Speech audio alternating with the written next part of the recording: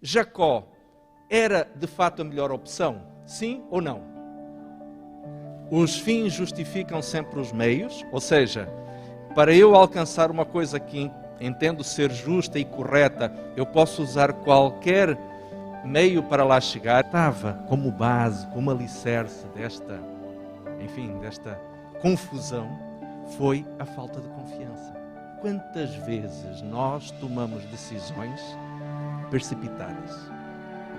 Quantas vezes fazemos orações pedindo a Deus respostas a questões que nós já temos decididas dentro do nosso coração? Deus tem o prazer de fazer com que coisas frágeis se tornem fortes, com que soluções improváveis se resultem nas soluções mais maravilhosas e estrondosas.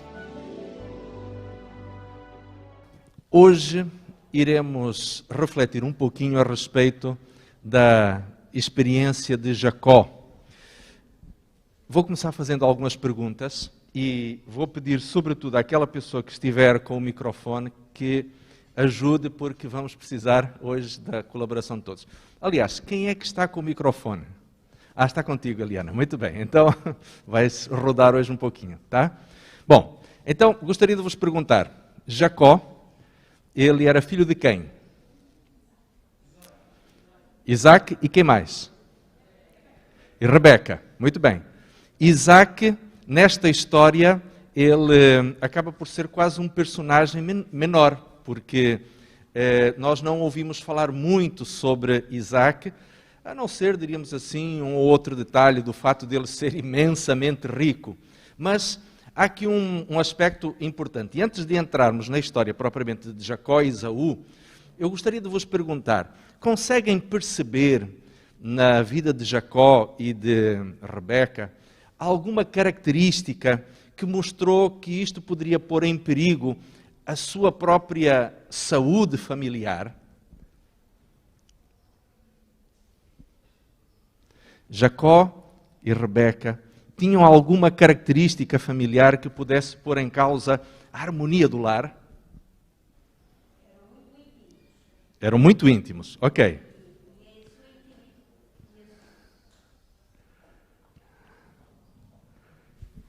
Eram muito íntimos e a sua intimidade era de tal forma que eles planeavam, faziam planos em comum, que o resto da família não sabia, não é? Ok. Esta é uma característica interessante, é verdade. Isso pôs em causa a funcionabilidade, o funcionalismo e a dinâmica da própria família. Muito bem. Por esta intimidade, por estes planos a dois, isto fez com que realmente as coisas não corressem muito bem. Ok, muito bem. Mais algum outro detalhe que nos salta à vista na relação? É verdade que a lição da Escola Sabatina não abordou este aspecto, mas ele vai ser fundamental para nós entendermos depois a dinâmica dos dois irmãos. Espera aí, desculpe. Quem é que... ali em cima o Carlos. Ok. Muito bem, Carlos, diga que eu depois repito para quem estiver a ouvir na internet.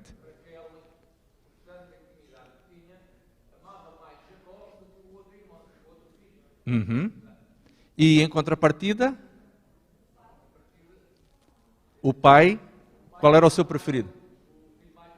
Exatamente. Portanto, aqui um aspecto interessante é que ambos, embora, como a irmã Lisete disse muito bem, eles estivessem, diríamos assim, fossem muito íntimos, mas no seu coração, Jacó era mais amado por Raquel e Isaac tinha um particularismo muito grande pelo filho mais velho, que era Esaú. Ora, isto de alguma forma fez com que houvesse, de si mesmo, já havia uma polarização entre os dois irmãos, não é? Jacó e Esaú já eram, de alguma forma, rivais.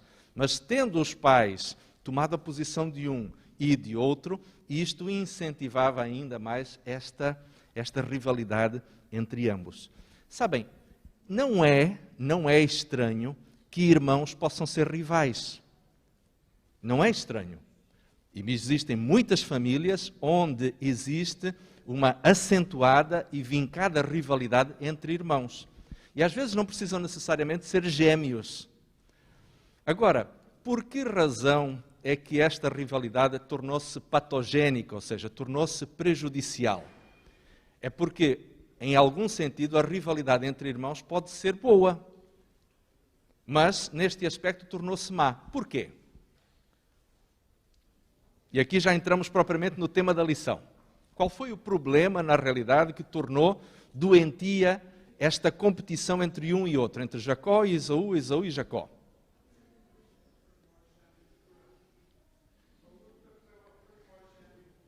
Ok, muito bem. O Isaías diz a luta pela primogenitura. Quem é que teria, de acordo com a sequência de nascimento, direito à primogenitura? Esaú, porque teria nascido primeiro. Mas havia, diríamos assim, um elemento aleatório. Qual era este elemento aleatório? Quem é que tinha dito que não seria Esaú a receber a primogenitura e sim Jacó? O próprio Deus o disse. Agora, o que acontece é que, de acordo com a tradição patriarcal instituída em toda aquela região do Médio Oriente, habitualmente eram os filhos mais velhos que recebiam a primogenitura. O que é que implicava a primogenitura? Vamos lá pensar um pouquinho. Ok? Quem é que poderia levantar a mão para... irmã Yael, por favor. Então, a primogenitura implicava no quê? Ele era o sacerdote da família. Seria o líder espiritual. Mas havia, em termos materiais, algum outro benefício? As heranças. Ele era o que recebia a herança maior, né? Recebia toda a herança da família. Muito bem. Normalmente, e isto de acordo com os parâmetros patriarcais, o filho mais velho recebia praticamente toda a herança, em termos materiais, e depois os outros irmãos que existissem recebiam frações menores do património.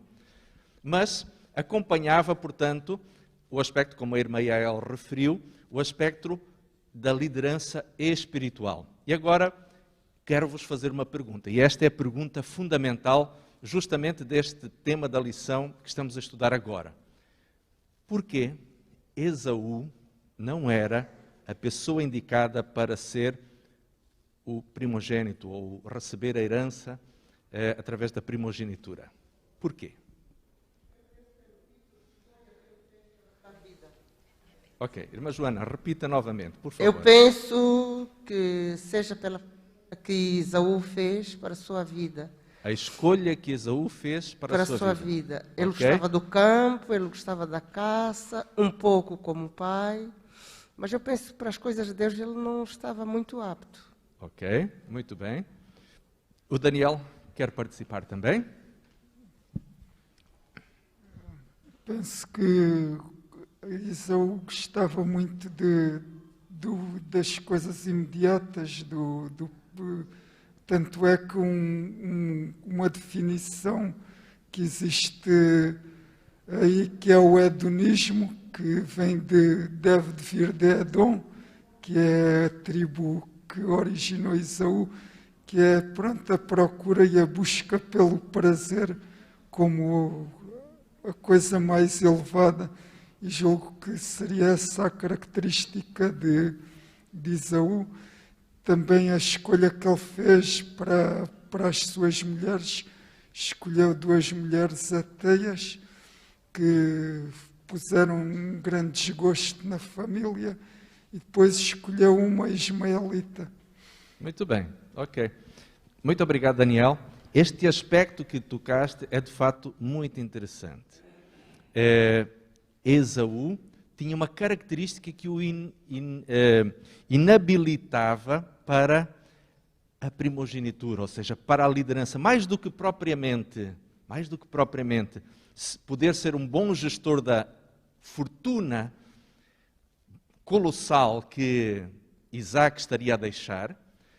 Esaú tinha um problema que o tornava inapto para a liderança espiritual, que era o fato dele querer aqui e agora. E qual é o exemplo, diríamos assim, da vida de Esaú que nos mostra esta característica? Irmã Filomena?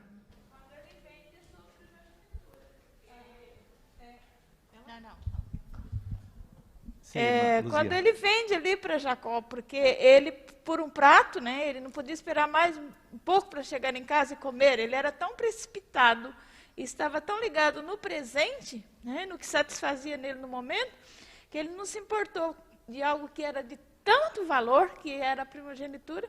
Ele vende por uns simples pratos ali, que ele podia ter um pouquinho mais de fé, de confiança, de paciência, de perseverança, né? No Muito jejum. bem. Né? Irmã Luzia, agora... mas vamos agora um pouquinho mais a fundo. Por que aquela família não poderia ser liderada por uma pessoa que fosse, como dizia há pouquinho o Daniel, hedonista, ou seja, que quisesse o prazer imediato, aqui e agora? Por que ele não podia ser o líder desta família? Qual era o projeto que a família tinha que o tornava incapaz de atingir o objetivo de Deus, tendo essa característica na sua personalidade? O projeto daquela família não era o projeto daquela família, era o projeto de Deus. Porque Certo. daquela família viria quem? Viria o descendente da mulher. Então, era algo assim que implicava, né, a salvação, né, naquela família deveria ser o quê? Bendita todas as famílias da terra. Exatamente. E ele não tinha, né, não reunia as condições, como eu disse, ele não tinha interesse nisso, né? Ele não tinha, há uns dias atrás a irmã Guida pregou e falou sobre um verso que agora ele faz parte da minha oração diária todos os dias de manhã. É que a gente tenhamos os nossos olhos naquilo que não se vê, porque que aquilo que a gente vê é passageiro, mas aquilo que a gente não vê é eterno. E Esaú não tinha o seu olhar no que era eterno. Exatamente. Né? E o que o plano de Deus para aquela família era o quê? Era a eternidade que o descendente da mulher traria. Por isso ele não estava habilitado para isso. Nós não podemos esquecer que a razão de existir daquela família era o que haveria de acontecer cerca de 2000 anos mais tarde, um pouquinho menos, que era o nascimento de um menino chamado Jesus. Não é? E logo na origem desta família, alguém que fosse precipitado, quantas escolhas tolas poderia fazer, quantos caminhos errados poderia tomar, colocando em causa o próprio projeto que Deus tinha, que estava ainda a praticamente 18 ou 19 séculos de distância. Portanto, reparem, a margem de erro não podia ser muito grande. Agora, a pergunta é, Jacó era de fato a melhor opção? Sim ou não?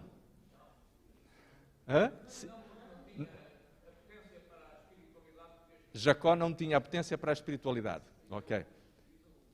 Esaú. Mas Jacó era a melhor opção mesmo? Ok.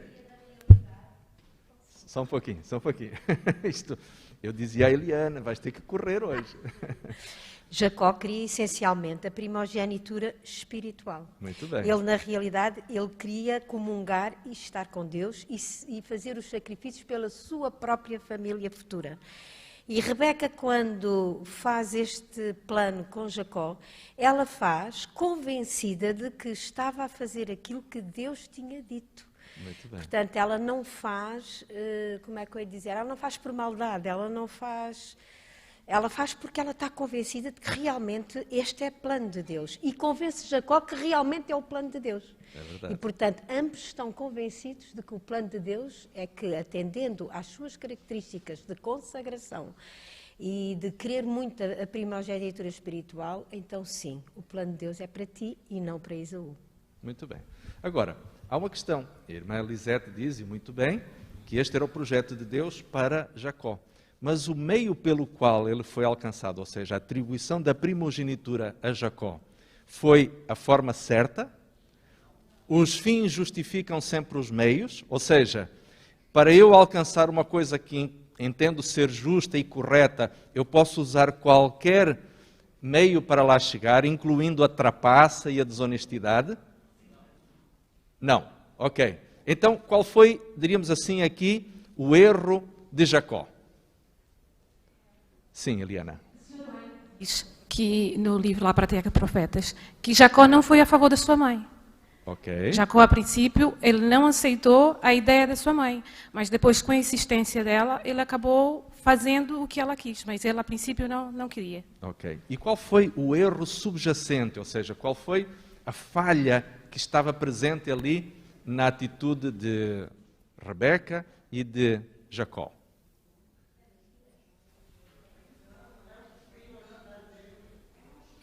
Só levantem a mão para podermos chegar ao microfone. Ok, irmã Yael.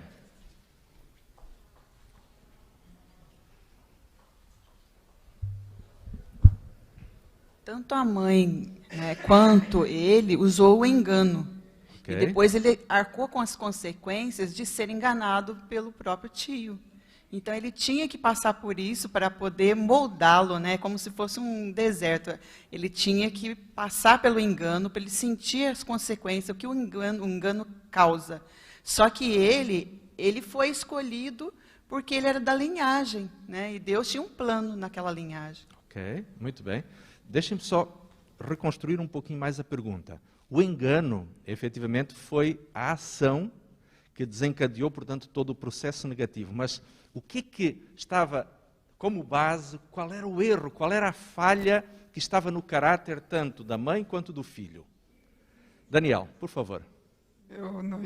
Pronto, agora fui apanhado de surpresa e ia falar de outra coisa. Mas... julgo que foi um bocado de precipitação, de pressa. Mas o que eu ia dizer é que, pronto, aqui vemos sempre o Esaú e o Isaac como vítimas do engano. Mas julgo que Isaac também não é totalmente inocente, porque de certeza que Rebeca tinha partilhado com ele a profecia e Isaac deixou-se levar também pelo afeto que tinha pelo filho, também gostava mais de Esaú, e isso também acho que ele não mediu bem as consequências do que seria dar a primogenitura a Esaú, quando ele sabia bem que era precipitado, que era hedonista e por aí adiante. Quando sabia que Jacó tinha sido profetizado que ele seria o que ia ser o Senhor e o Esaú o servo. Se Isaac tivesse posto de parte a afeição que tinha mais por Esaú e dessa primogenitura a Jacó, julgo que também teria evitado esta situação. Ok, muito obrigado, Daniel. Irmã Lisete, lembrem-se, a pergunta é: qual é o problema de caráter subjacente, tanto na mãe quanto no filho, em relação a esta atitude de apoderar-se da primogenitura por meio de um engano? Jacó utiliza mesmo o nome de Deus para enganar o seu pai. O Senhor teu Deus. Não foi? Muito bem. Quando o pai pergunta, ele utiliza mesmo o nome de Deus para justificar a sua ação. Ok, muito bem. Irmã Filomena, reparem, esta geração está a repetir de uma forma um pouquinho diferente o problema que a geração do avô já tinha manifestado. Irmã Filomena. Eu acho que aqui, como o Daniel disse, foi a precipitação, porque muitas vezes queremos fazer a nossa vontade e achamos que é a vontade de Deus. E eles deveriam ter esperado que Deus desse a ordem e que encaminhasse, que seria efetivamente Jacó a receber a primogenitura. Tal como Sara, naquela altura também tentou fazer o plano à sua maneira, quando disse a Abrão para se deitar com a serva, para lhe dar um filho. Aqui também foi o não ter esperado, ou seja, o nosso tempo não é o tempo de Deus. E quando esperamos em Deus, as coisas correm de outra forma e correm de melhor forma. Por isso é que acabou tudo nesta tragédia, e ele teve que fugir, mas acabou por ser também um aprendizado para Jacó. Muito bem. Reparem, o que estava como base, como alicerce desta confusão, foi a falta de confiança. E agora reparem numa coisa, nós por vezes podemos ser muito severos com a família de Jacó, podemos ser muito severos com o próprio Jacó, mas quero-vos fazer uma pergunta com honestidade, de forma que cada um de nós possa refletir de forma retórica no interior do seu coração. Quantas vezes nós tomamos decisões precipitadas? Quantas vezes fazemos orações pedindo a Deus respostas a questões que nós já temos decididas dentro do nosso coração? Pensem sobre isso. Quantas pessoas não oram pedindo a Deus um namorado ou uma namorada, quando na realidade eles querem que Deus lhe diga é aquela moça ou aquele rapaz que tu tens de namorar? Quando na realidade Deus não está a dizer nada, é porque não é aquela moça ou aquele rapaz. Quantas vezes escolhemos ir para um determinado lugar, seguir uma determinada carreira profissional, quando Deus não nos disse absolutamente nada e nós queríamos que a vontade de Deus fosse aquela? Já pensaram nisso? Quantas decisões tomamos, quantas consultas fazemos a Deus na expectativa de que Ele nos diga sim àquilo que é o desejo do nosso coração? Sabem, a história da família de Abraão, de Isaac e de Jacó está cheia de exemplos para nos mostrar que seguir os nossos próprios planos normalmente é a pior das opções, a não ser que os nossos planos estejam alinhados com a vontade de Deus. Mas às vezes nem os próprios planos nossos, estando alinhados com a vontade de Deus, se não estiverem no timing de Deus, também não dá certo. E vocês pensam que, por eu estar a dizer-vos isto aqui, que já alcancei a perfeição neste aspecto? Não, de jeito nenhum. Mas uma coisa é verdade. Devemos continuar refletindo sobre histórias como estas, para que, na sua bondade, Deus trabalhe em nós esta importante capacidade. Sabem, quando olhamos para os vários episódios que a lição da Escola Sabatina nesta semana nos apresentou, aquilo que poderíamos resumir basicamente é a caminhada da justificação pelas obras para a graça, que é a justiça pela fé. Vamos ao episódio seguinte. Jacó dorme nas proximidades de uma cidade chamada Luz, fugindo da sua casa. Nós conhecemos a história. Ele tem um sonho. O que é que este sonho ensinou a Jacó?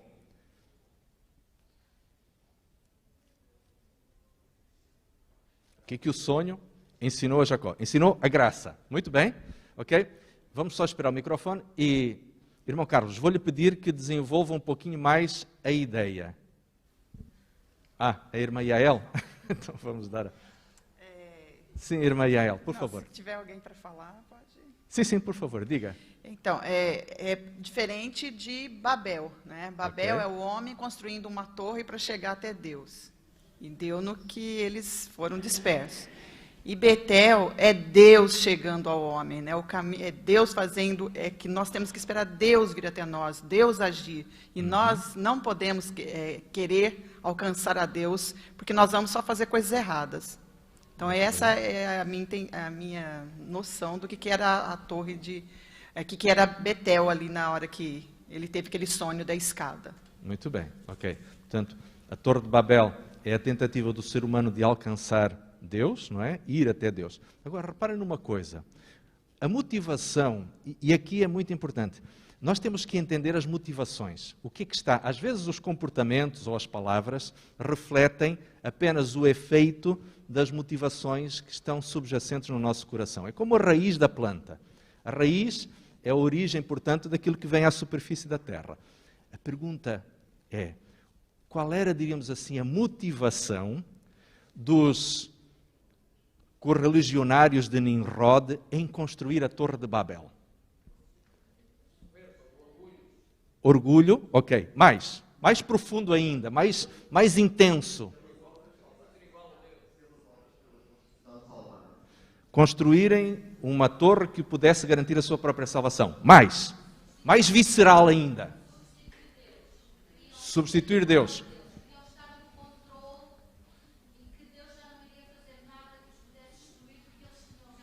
Ok? Mas mais visceral ainda, mais íntimo, mais emocional. Ok? Certo. Ali não, eles queriam se juntar, ter o poder, ser superior a Deus. Ok. Às vezes nós temos medo de falar sobre os sentimentos, mas os sentimentos e as emoções, eles são o motor e o combustível de muitas das nossas ações. E nós temos que pensar naquilo que estava no coração daquela gente. O que é que estava no coração daquela gente? Autossuficiência, ok. Mais? Ganância, poder. Medo, ok. Estamos a chegar lá. Medo, mais. O medo normalmente está associado a uma outra atitude. Poder. Vocês acham que aquelas pessoas gostavam de Deus? Não. Então, se não gostavam de Deus, o que é que eles tinham no seu coração? Gente, não tenham medo das palavras. Uma palavra começada por O, terminada em dio. Ódio. Eles odiavam a Deus. Por que vocês acham que eles queriam construir uma torre que chegasse ao céu? Era para chegar lá, desculpem a expressão, mas era para tirarem Deus da liderança do universo. É claro que eles tinham uma noção cosmológica muito limitada. Mas o objetivo deles era chegarem lá e dizerem: Deus, tu não estás a fazer nada certo, vamos te tirar da liderança do universo. Porque eles achavam que iriam chegar ao topo de uma cúpula qualquer e depois estariam no céu, não é? Mas a realidade, reparem, ali havia um sentimento de ódio em relação a Deus. Vocês acham que aquelas pessoas, sempre que ouviam chover, não recapitulavam o trauma das gerações anteriores, que tinham visto o mundo ser destruído por uma chuva? Imaginem para Noé como era ouvir o ribombar de um trovão.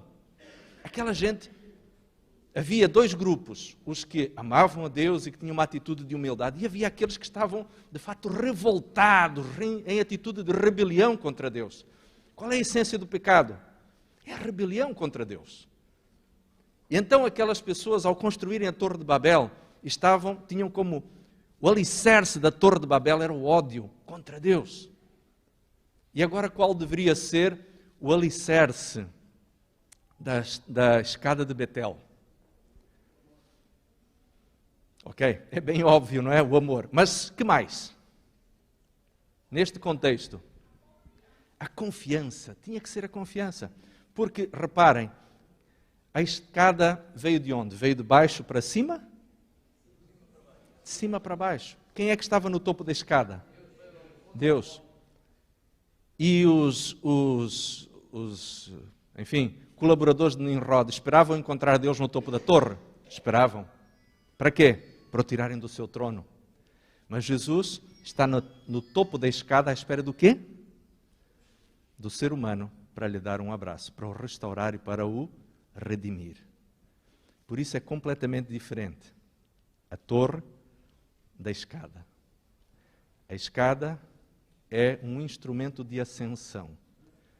A torre é um instrumento de autojustificação. Meus queridos, estamos nós, na nossa vida espiritual, a construir torres ou a subir escadas? Entendem a implicação que isto pode ter? Estamos nós a construir torres com o nosso currículo de igreja? Ou estamos nós a subir escadas no desenvolvimento e no crescimento, na obtenção de mais e mais virtudes que nos assemelhem a Jesus Cristo? É que, reparem, a própria perspectiva é diferente. Quando se constrói uma torre, nós estamos sempre a olhar para baixo. E quanto mais altos estamos, nós percebemos: opa, olha lá aquela outra torrezinha pequena como é. A minha é mais alta. Quando estamos a subir escadas, nós olhamos para onde?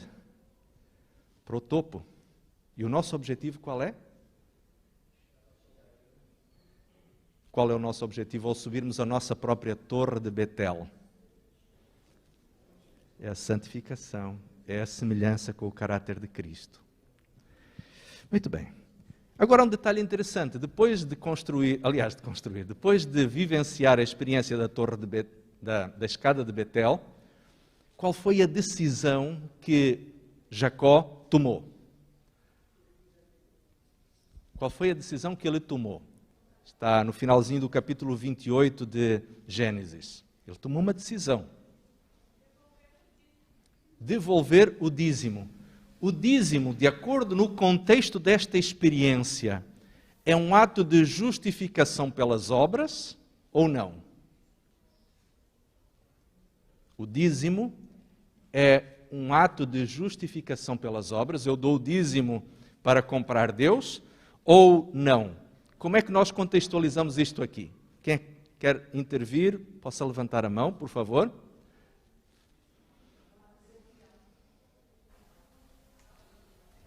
Desculpem, eu não conseguia perceber quem é que falou. É um ato de gratidão. Ok, Patrícia diz que é um ato de gratidão. De adoração, mais. Reconhecimento. De fé, de reconhecimento. Sim, irmã Luzia? Reconhecimento.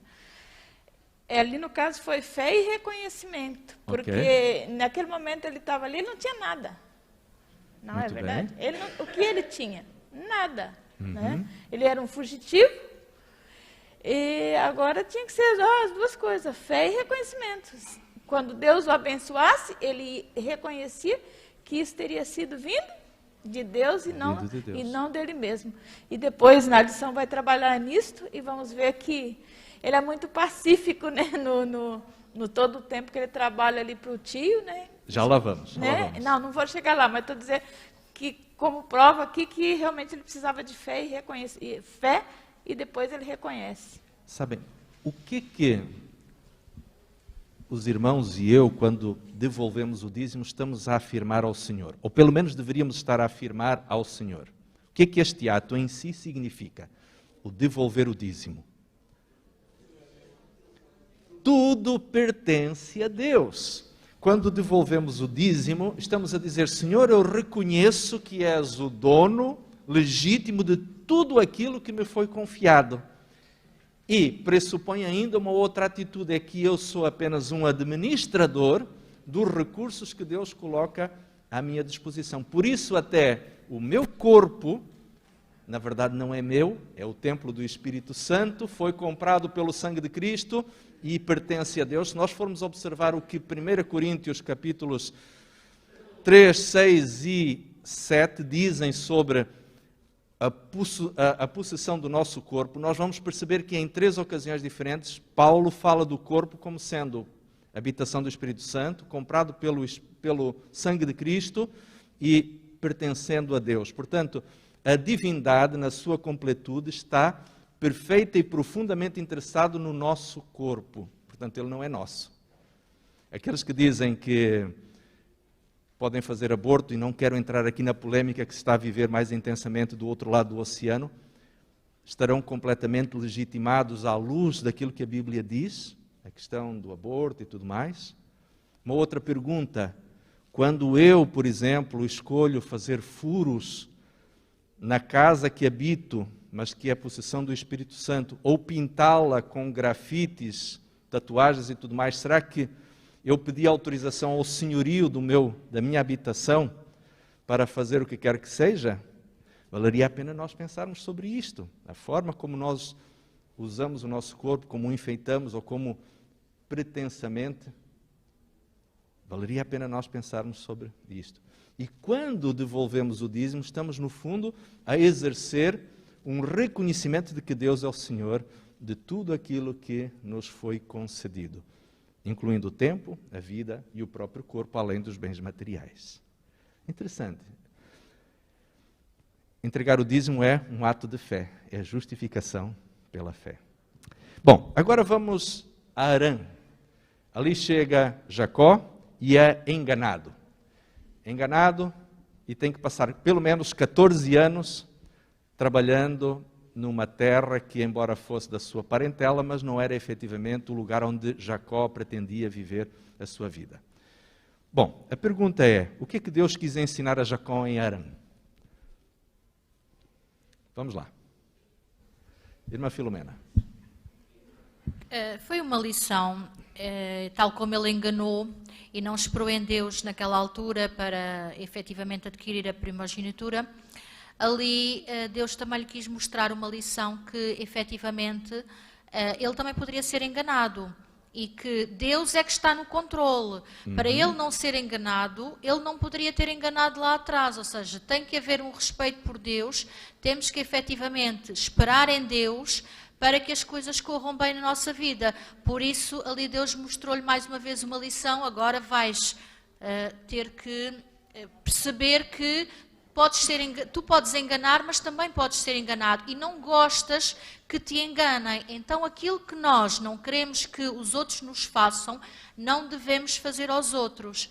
Okay. E aqui está, então, o sentido de ele ter passado por toda aquela experiência. Muito bem. Obrigado, irmã Filomena. Então, podemos dizer que Deus ensinou a Jacó uma virtude espiritual que seria extremamente importante para a sua vida dali em diante, que era a confiança.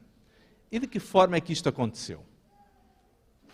Como é que Deus ensinou a Jacó a confiar, visto que o seu sogro e tio o enganava constantemente? Como é que de uma experiência de engano nós podemos aprender a confiar? Não parece que há aqui alguma contradição? Só um instantinho, Ricardo.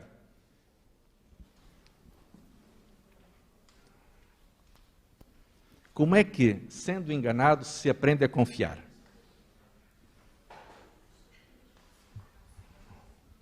Eu penso que tendo fé em Deus e esperando até Ele nos dar o sinal. Ok, muito bem. Portanto, o que Deus estava a dizer a Jacó não era que ele deveria confiar nos seres humanos, mas confiar em Deus. Muito bem. Pronto, mas havia uma outra virtude espiritual que Deus queria que Jacó também aprendesse ali. Qual era? Paciência, ok, muito bem, uma boa característica, uma boa virtude. Eu confesso que honestamente não tinha pensado nela, mas queria vos levar uma terceira virtude ainda, que tinha sido a causa dele ir para Harã. Ele foi para Harã porque ele não foi completamente o quê? Com seu pai. Não foi honesto.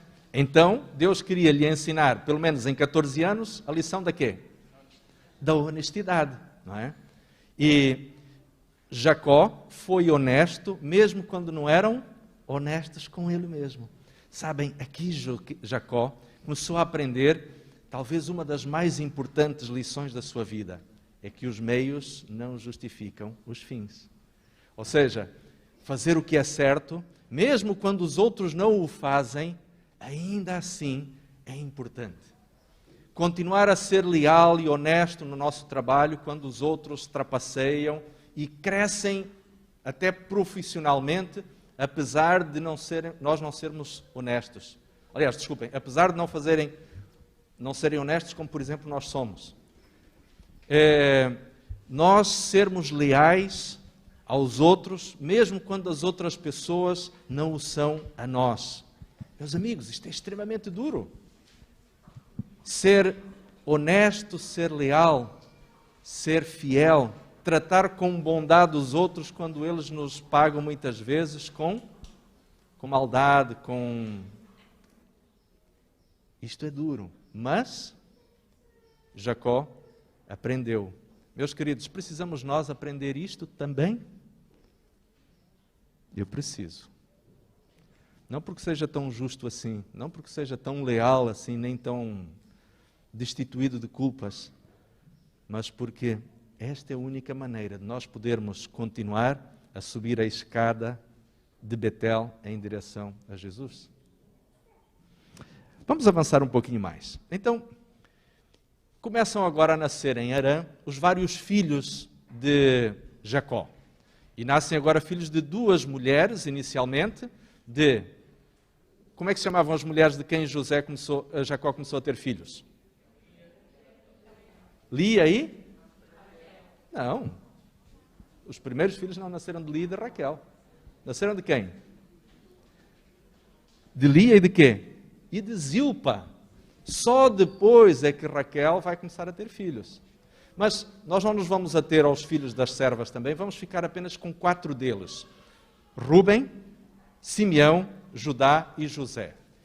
Os nomes destas crianças, a lição nos apresenta de uma forma muito interessante. E nós, ao olharmos para estes nomes, podemos perceber que existe aqui alguma coisa. O que é? Já agora, a direção da Escola Sabatina, até quando é que nós podemos? Mais 5 minutinhos? Ok, então vamos no bom caminho, para nos atrasarmos. Ok. O que é que os nomes destas crianças nos falam a respeito da relação, sobretudo entre as duas irmãs? Rúben significava o quê? Ver. Rúben significava ver, ou seja, era a resposta de Lia, dizendo, o Senhor olhou para mim, o Senhor me viu, afinal eu existo. Ok? Então deu-me um filho. Segundo filho, Simeão, que quer dizer ouvir. O Senhor voltou novamente a olhar para a minha infelicidade matrimonial e deu-me a graça de ser mãe, segunda vez. Já não preciso tanto do afeto e das atenções do meu marido, porque na realidade agora eu tenho 2 barrigudinhos a quem me dedicar. Tenho muita coisa para fazer. Mas será que isto conseguia complementar completamente o vazio emocional que existia no coração daquela mãe? Não. E então existe um terceiro filho, que é Judá, que significa louvor. E com este, o coração de Lia estava exultante diante do Senhor. Mas, ao final de 7 anos, aliás, ao final de 14 anos, Raquel acaba por ter um filho chamado José, que quer dizer... O que quer dizer Jacó? Aliás, José. O Senhor tirou-me a vergonha. Sabem que naqueles tempos uma mulher não poder ter filhos era algo profundamente vergonhoso. Mas, então, quando nós olhamos para estes filhos, o que é que isto parece? Sabe o que é que me parece a mim? Aqueles lamentáveis bate-boca de Facebook, ou de Instagram, ou de redes sociais, em que as pessoas ficam a mandar piadinhas umas para as outras, através de figurinhas, de posts, de comentários, mais não sei o quê, só que não são diretamente para uma pessoa, são atiradas assim para o ar e quem quiser que vista o barrete. Então, na verdade, as 2 irmãs estavam-se a alfinetar uma à outra cada vez que registavam os seus filhos. Olha, Raquel, estás a ver? Afinal, Deus olhou para mim.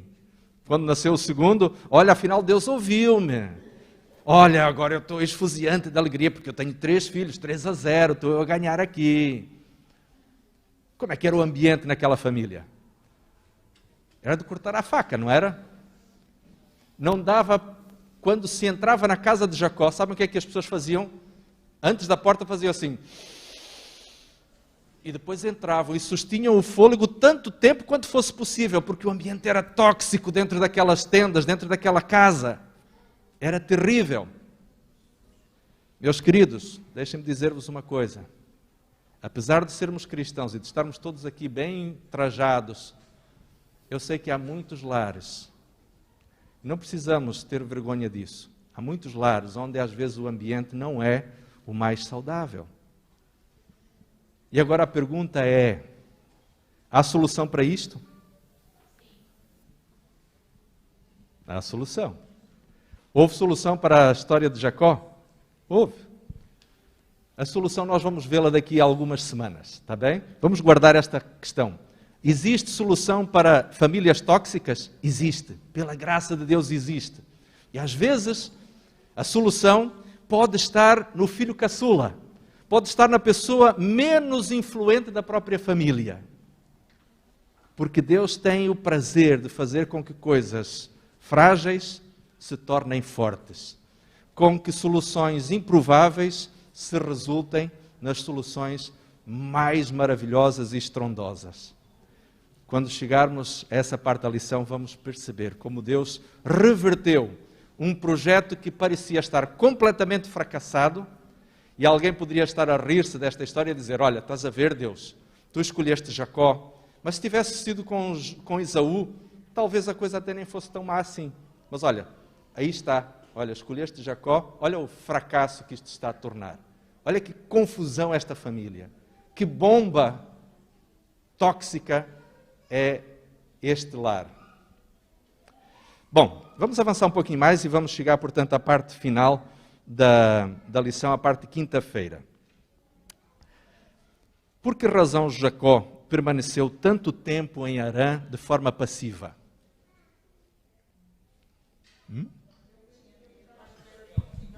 Para regressar, levantei a mão. Eu penso que ele estava à espera de uma resposta de Deus para poder voltar à sua terra natal. Exatamente. Porque ele estava puramente de passagem ali. Muito bem. Ainda que esta passagem durasse pelo menos 14 anos, não é? Ou 21. Ou 28. Depende das contagens, poderia até ter sido 28, é verdade. É verdade. Meus queridos irmãos, Jacó a esta altura tinha aprendido a lição da precipitação ou não? Tinha, graças a Deus. Jacó tinha feito um bonito percurso, desde a justificação pelas obras para a graça. Tinha aprendido que os meios não justificam os fins. Tinha aprendido que obter a redenção própria pelos seus próprios meios não é o meio mais eficaz e mais satisfatório de vivermos em paz com Deus. Tinha aprendido a lição da confiança e da honestidade. Tinha aprendido uma série de coisas. De forma fácil? Não. Da pior forma possível. Mas da forma mais serena que Deus o conduziu. Porque todas as coisas contribuem para o bem daqueles que amam a Deus. Ainda que aqueles que amam a Deus sejam imperfeitos, tanto quanto Jacó era. Mas se havia solução para Jacó, graças a Deus, existe solução também para um rapazinho chamado Rui Bastos. Existe solução para cada um de nós. Que Deus nos abençoe, queridos irmãos e amigos, porque a salvação, pela grande graça de Deus, é pela fé. Que o Senhor nos abençoe. Obrigado pela participação.